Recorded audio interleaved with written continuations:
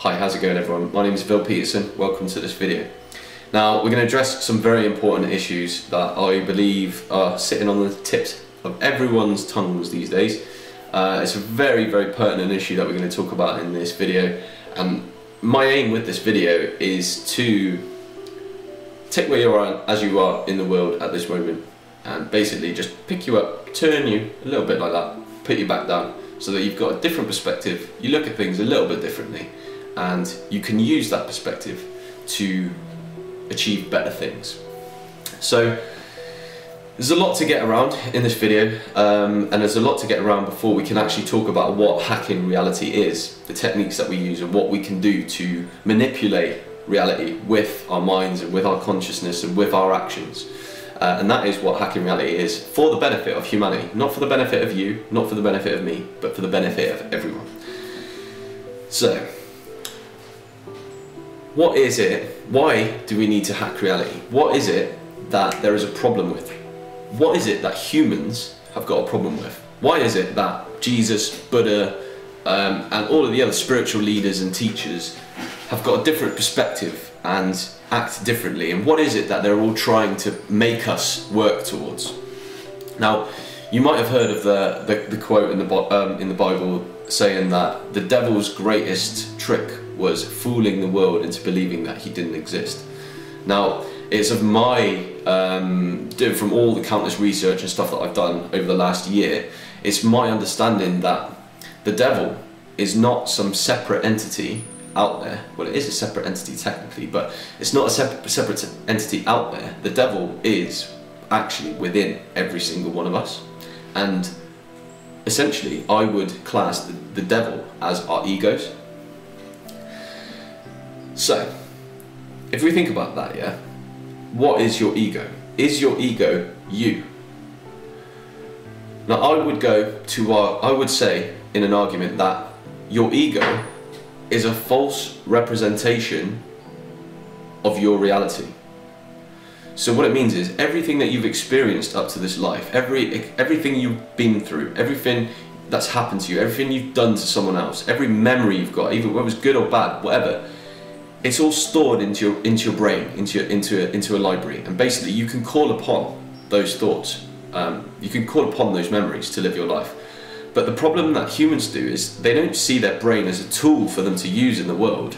They associate themselves with their brain, they put their consciousness into their brain, and then they think that they are their brain, but they're not. Now, you can take your consciousness, you can take your thoughts, and you can put your consciousness into your body. And when you do that, because you're thinking about putting your consciousness into your body, your mind becomes clear of thoughts. So that is the first step to hacking reality, is essentially becoming enlightened. It's understanding that you are not the collection of your past memories. You are not the aspirations of the future. You are, that's it, you are. This very moment right here is all you've got in the world. If you've ever tried to do something, have you ever done it in the past? Have you ever done something in the future? You couldn't have. You do what you do in the exact moment that you're in.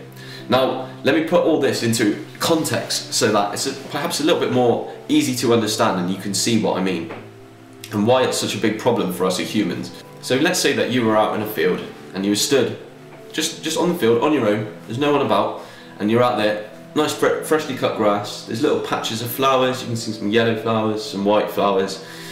On the horizon, it's starting to go dark, so the sun's just about going down, there's like a nice white layer, and then a nice blue layer, and then it goes off into a nice orange layer in the sky.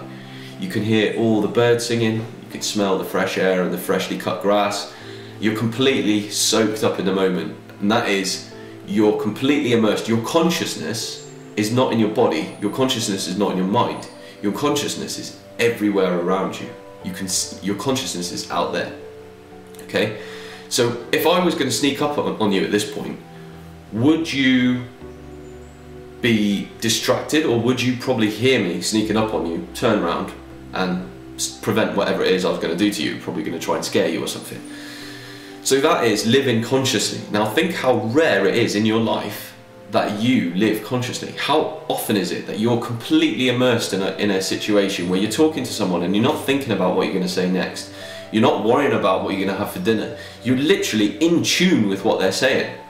This is really powerful, because if you were in that field and you were thinking about the past, or you were thinking about the future, and you were thinking about all these things that aren't actually real, you would miss the current moment. Because when I snuck up on you to scare you, you'd be so far in your own thought that you're missing what's happening right here.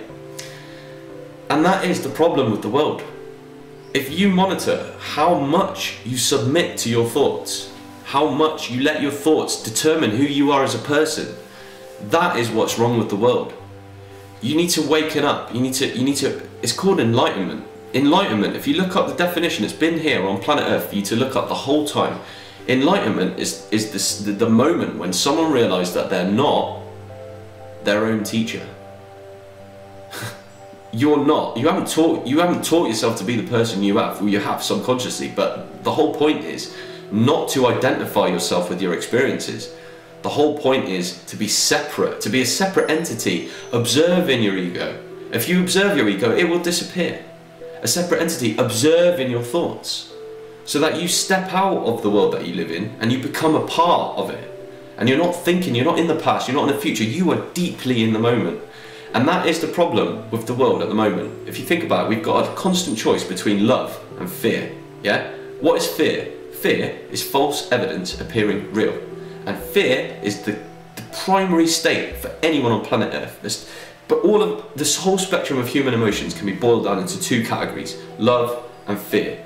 And everyone spends their life in fear, whether they're worried about paying their bills, whether they're worried about losing their job, whether they're worried about not being able to have enough money, whether they're worried about the fact that whatever it is that they're worried about, it's all fake. And all you're doing is, when that thought comes, when the devil comes into your head and he's like, oh, I need that money.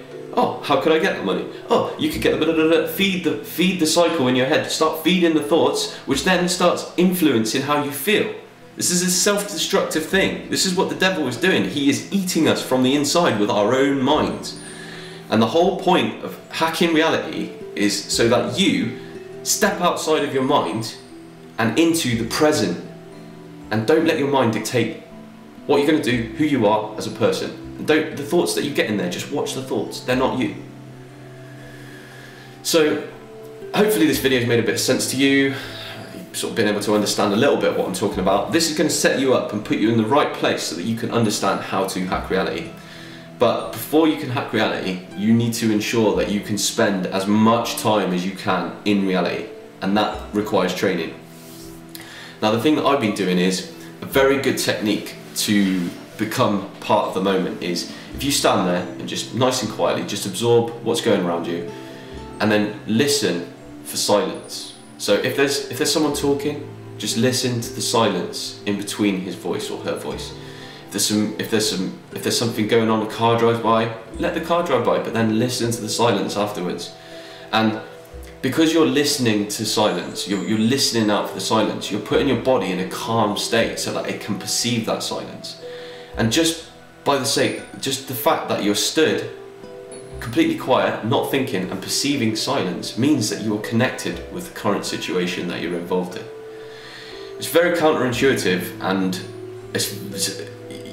you can see it's such a subtle, simple change, but if you can free yourself from thinking, then you can move yourself into a position where you can actually help other people improve their lives and improve the world and the planet and the universe and all of that stuff that everyone wants.